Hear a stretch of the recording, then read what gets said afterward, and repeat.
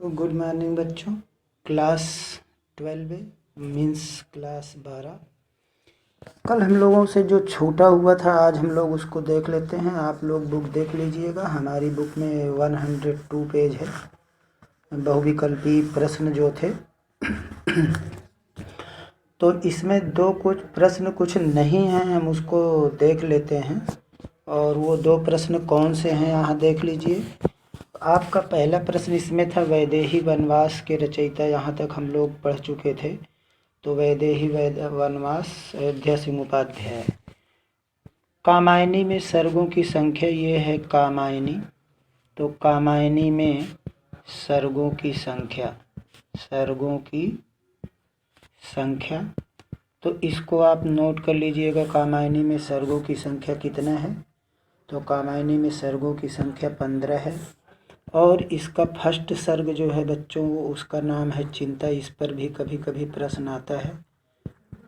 और इसका जो अंतिम में यानी लास्ट है अंतिम सर्ग जो इसका है वो क्या है? आनंद। तो इस तरह से हमने देख लिया इसका ऐसा सर्ग है। और फिर इसके बाद आप इसमें हम लोग ये देखते हैं कि प्रसाद की कृति जिसके नायक मनु हैं, तो मनु किसके नायक थे? मनु कामायनी के। कामायनी वो इसमें आपके ये प्रश्न नहीं है, कामायनी गलत लिखा है तो ये आप देख लीजिएगा। कामायनी और इसका जो नायक है वो है आपका मनु। इस तरह से अगला इसका प्रश्न है मैथिली शरण गुप्त की अनुदित रचना है। तो मैथिली शरण गुप्त की जो रचना अनुदित है वो क्या है? मेघनाथ वध। यानी हम यहाँ लिखेंगे कि मैथिली का मतलब हो गया मैथिली शरण, आप लोग समझ लीजिएगा। मैथिली शरण की अनुदित रचना क्या हो जाएगी? तो मेघनाथ वध। ये है मेघनाथ वध। आप इसको ये देख लीजिएगा, ये रचना का नाम है। अब इसके बाद हम लोग देखते हैं क्वेश्चन नंबर 92। 92 में है बच्चों आपका कि यशोधरा के रचनाकार हैं। तो आपके यशोधरा के रचनाकार हैं मैथिली शरण गुप्त। सुमित्रा नंदन पंत की रचना नहीं है, तो ये आपका हो गया यहाँ पे रसवंती, इसमें दिख नहीं रहा है तो आप इसको ऐसे यहाँ नोट कर लीजिएगा, रसवंती है। और ये है दिनकर की रचना, ठीक है, दिनकर रसवंती। फिर अगला है आपका, अब दिखेगा सही। तो अगला प्रश्न है इसका कि रीतिकाल नंबर 94 अयोध्या सिंह उपाध्याय हरिऔध की रचना है, तो ये हो गया रस कलश। रीतिकाल से संबंधित रचना है तो ये है आपका बिहारी सतसई। भारतेंदु छायावादोत्तर कवि हैं। छायावादेतर मीन्स छायावादोत्तर कवि कौन है? तो अज्ञेय। कठिन काव्य के प्रेत केशव जी। फिर शोक गीत किसे कहते हैं? तो सरोज स्मृति को। द्विवेदी युग में लिखी गई रचना तो ये है आपका प्रियप्रवास। रामचरितमानस में कुल कांडों की संख्या तो 7 है। तो इसमें आपने देखा होगा 7 कांड हैं, बाल कांड, अयोध्या कांड, अरण्यकांड और उत्तरकांड किष्किंधा कांड। तो इस तरह से 7 हैं। आधुनिक युग की मीरा किसे कहा जाता है? तो ये महादेवी वर्मा जी को।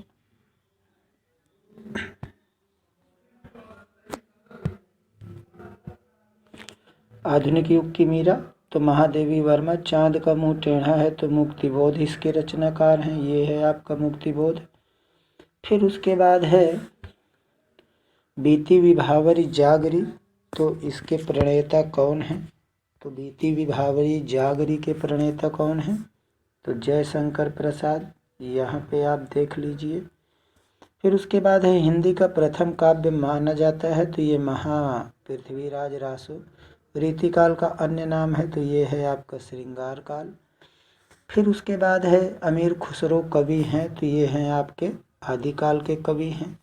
फिर उसके बाद अगला प्रश्न है आपका कि रीतिकाल का अन्य नाम है श्रृंगार काल, तो सूफी काव्य के धारा के कवि कौन है तो ये हो गया आपका जायसी जी। ठीक है, जायसी। और परमाल रासो तो किस काल की रचना है, आदिकाल का है परमाल रासो। मैथिली युग, मैथिली शरण गुप्त आधुनिक किस युग से संबंधित है तो ये है आपके द्विवेदी युग से संबंधित है।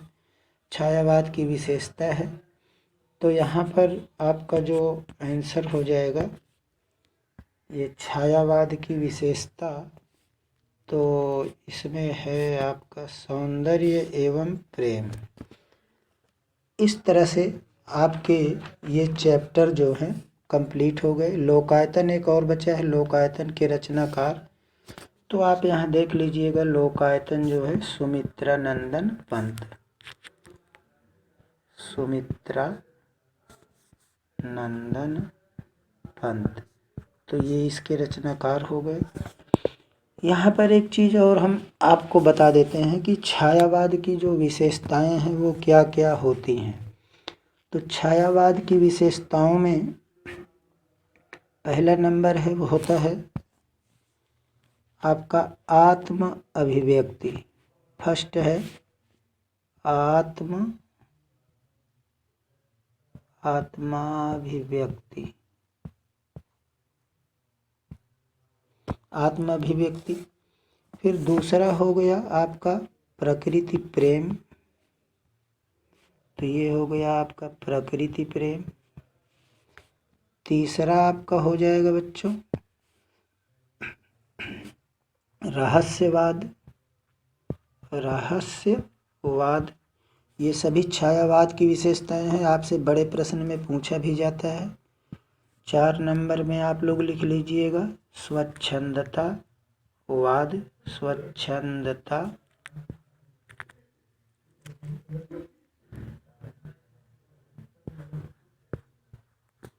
वाद। फिर उसके बाद है आपका कल्पना की प्रधानता।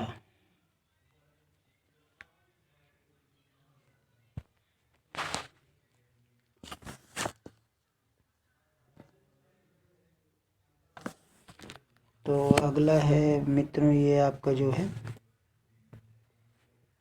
लास्ट है ये कल्पना की प्राधान्यता। तो इस तरह से, और सौंदर्य प्रेम हमने आपको यहाँ पर बता ही दिया। तो ये इतनी रचनाएं हैं। अब इसके बाद हम लोग देखते हैं अयोध्या सिंह उपाध्याय का जीवन परिचय। तो अयोध्या सिंह उपाध्याय, इनके बारे में हम लोग जानते हैं। अयोध्या सिंह उपाध्याय का जन्म जो हुआ था बच्चों वो 1865 ईस्वी में हुआ था, और इनका मृत्यु जो हुई थी वो कब हुई थी तो इनकी मृत्यु हुई थी 1947 ईस्वी में। तो हम कह सकते हैं कि अयोध्या सिंह उपाध्याय का जो जन्म हुआ था वो 1865 ईस्वी में हुआ था, 1865 ईस्वी में, और इनका जो मृत्यु हुई थी वो 1947। ठीक है। इसके बाद है इनका जन्म हुआ कहाँ था तो वो हुआ था निजामाबाद में। निजामाबाद मेन हम आपको बता रहे हैं। इनके पिता का नाम था भोला सिंह उपाध्याय, भोला सिंह उपाध्याय, आप इसको ऐसे लिख लीजिएगा उपाध्याय।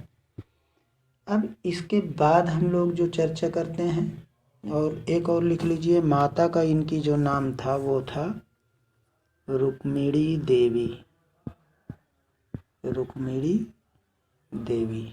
ठीक है। तो ये हमारा इस तरह से इनका हो गया। अब इसके बाद हम लोग देखते हैं बच्चों कि इनमें जो है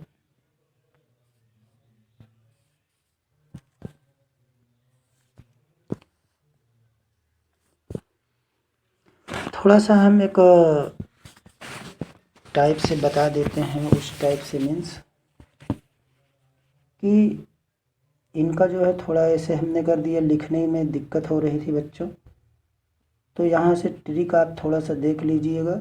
1865 की बात है, 1865 की बात है। जन्मे निजामाबाद में, जन्मे कहाँ, जन्मे निजामाबाद में, ठीक है। यहाँ पर दा है, निजामाबाद में। 47 में मर जाने पर, 47 में मर जाने पर, 47 में मर जाने पर मिल गए परिजात में, मिल गए परिजात में। तो आप इसको लर्न कर सकते हैं ऐसे कि 1865 की बात है, जन्मे निजामाबाद में, 47 में मर जाने पर मिल गए परिजात में। तो ऐसे आप इसको याद रखेंगे तो आपको रचनाएं आराम से याद हो जाएगी। 65 की बात है, जन्मे निजामाबाद में, 47 में मर जाने पे मिल गए परिजात में।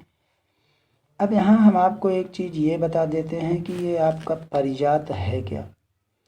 तो ये बच्चों परिजात शब्द का अर्थ आप जान लीजिए कि जो परिजात होता है, परिजात, परिजात का तात्पर्य होता है, सॉरी, परिजात का तात्पर्य होता है कि परिजात, रात रानी, इसका रात रानी आप फूल जानते होंगे, उसी का दूसरा नाम है रात रानी। तो परिजात का ये दूसरा नाम हो गया। अब इसके बाद इसी को हम कहते हैं शेफाली भी, परिजात को ही हम शेफाली भी कहते हैं, और इसी को हम हर श्रृंगार का वृक्ष भी कहते हैं। क्या कहते हैं? हर श्रृंगार का वृक्ष, हर श्रृंगार का वृक्ष। तो ये इतना। और यहाँ एक चीज़ और समझिए बच्चों कि ये स्वर्ग के 5 वृक्षों में से एक होता है परिजात का वृक्ष। स्वर्ग के 5 वृक्षों में से एक होता है, और ये जो निकला था कहाँ से? समुद्र मंथन से निकला था, ठीक है। परिजात नामक वृक्ष समुद्र मंथन से निकला था। ये कलम कभी कभी धोखा देती है, कोई बात नहीं है। अब इसके बाद हम लोग इनकी रचनाओं के बारे में देख लेते हैं थोड़ा से। यहाँ रचनाएं यद्यपि इनका दिया गया है, लेकिन जो है ये आपको ऐसे में, अब रचनाएं देख लीजिए।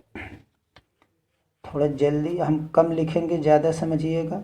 अभी अभी हमने बताया कि 1865 ईस्वी में, यानी 1865 की निजामाबाद की घटना है, निजामाबाद की घटना है। क्या घटना हुई थी? अयोध्या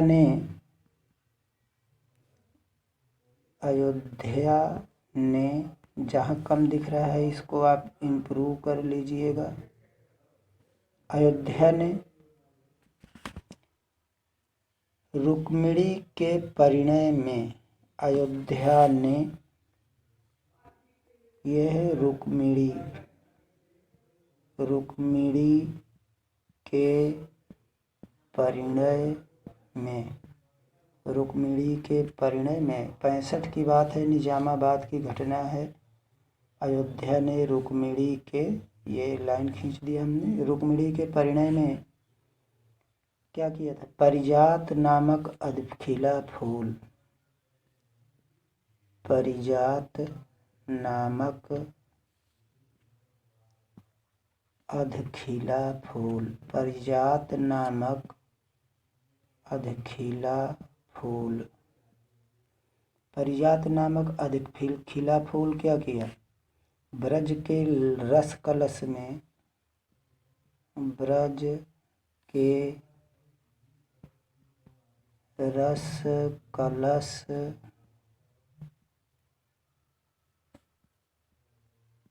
में, ब्रज के रस कलश में क्या किया? ब्रज के रस कलश में प्रिय प्रवासी भोला व वैदेही को ठाठ से दिया। प्रिय प्रवासी भोला व, ये उनकी माता का नाम है, भोला व वैदेही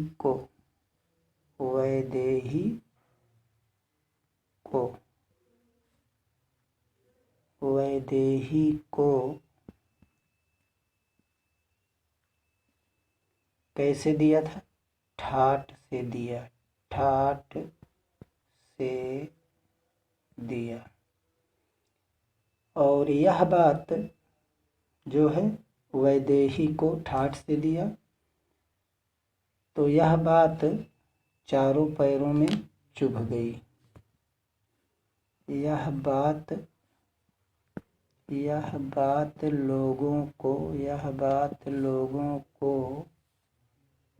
चारों का मतलब हो गया चार, ठीक है, चारों पैरों में 7 बार चुभी, 7 बार चुभ गई, ठीक है। अब यहाँ से आप देख लीजिए, तो इसमें जो हमने अभी तक आपको बता दिया ये इनकी रचना का नाम हो गया। अब यहाँ प्रिय प्रवास से संबंधित थोड़ा सा कुछ और हम तथ्य देख लेते हैं। सबसे पहली बात तो बच्चों आप ये जान लीजिए कि जो इनका प्रिय प्रवास नामक ग्रंथ था, यानी प्रिय प्रवास नामक ग्रंथ जो था उसमें ये है आपका प्रिय प्रवास। इसमें सबसे पहले आप ये जान लीजिए 17 सर्ग हैं प्रिय प्रवास में। ये खड़ी बोली का प्रथम महाकाव्य है, खड़ी बोली का प्रथम महाकाव्य है और ये महाकाव्य है। और इसके बाद बच्चों इसी के साथ ही ये इनकी रचना तो नहीं है, लेकिन साकेत में आपके कुल 12 सर्ग होते हैं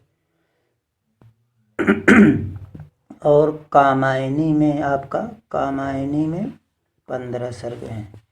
तो ये आपका इतना हो गया, कामायनी में 15 सर्ग। इनका जो प्रिय छंद है बच्चों, प्रिय छंद, अयोध्या जी का प्रिय छंद जो है वह वारणिक छंद है। प्रिय छंद वारणिक होता है। और इन्हें जो है आपको मिला था ये पुरस्कार मंगला प्रसाद पारितोषिक मिला था, पारितोषिक। और ये इनको किस रचना पे मिला था? प्रिय प्रवास पर। किस रचना पे? प्रिय प्रवास पर। फिर उसके बाद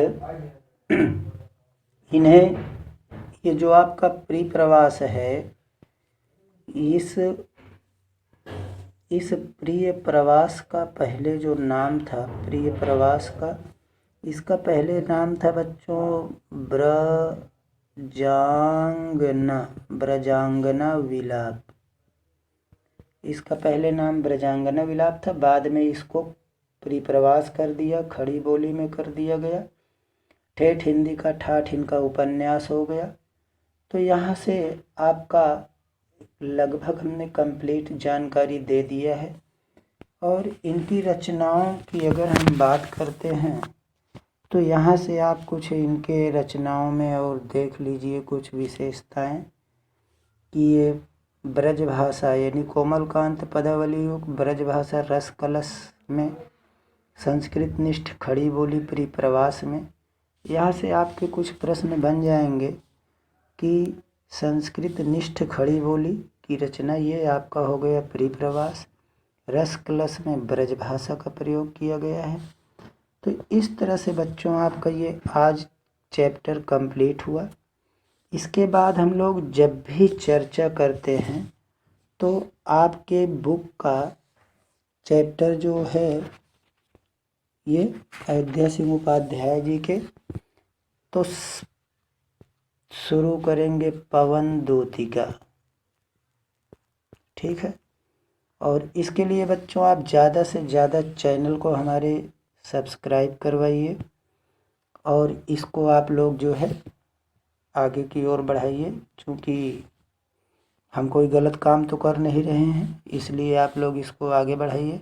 और वीडियो देखने से पहले आप इसको लाइक ज़रूर कर दिया करिए। हो सके तो जो भी आपके समझ में आता है अच्छा या बुरा कुछ न कुछ कमेंट आप लिख दिया करें। तो थैंक यू क्लास। कल नेक्स्ट वीडियो में हम लोग मिलते हैं पवन दूतिका के साथ।